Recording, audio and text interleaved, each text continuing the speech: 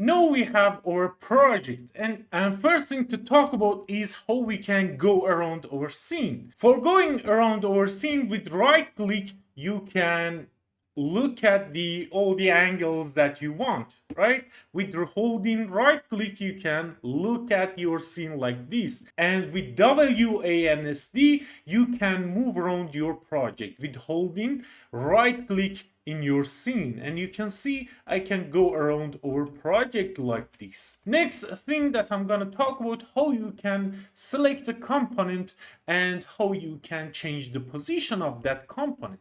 For example, I want to change the position of this component in here. With left click I can select it, and with this orange highlight around it, you know it that you are selecting it. Now for changing the position, you can see these arrows in here, and with that you know that you select this object, and for changing its position, and these arrows you can see there is a red, blue and green, and what they are, how you can find out which one is X, which one is Y and which one is Z.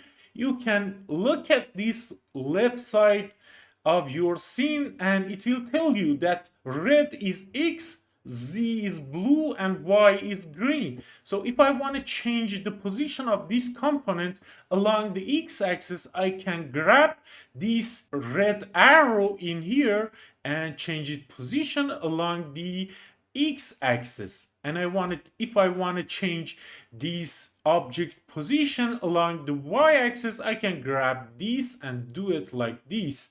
And if I want to change the position of this object along the Z and X axis together and not changing the Y position of that, I can select this square in here between the X and Y like this, and now I can change the position of our object along the Z and X axis easily, you can see. But the Y is not changing, it's just a X and Z axis, and you can do it for all side as well. So for example, if I want to change the Z axis and Y axis together and not changing the X axis, I can select this square in here and change it like this, and you can see the X is not changing and the Y and Z is changing with that, right? So the next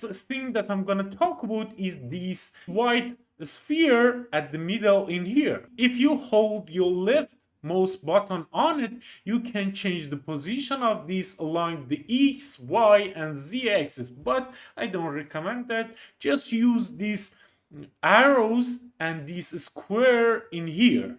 It is a better way to change the position. It is a precise way to change the position using the arrays and this square in here.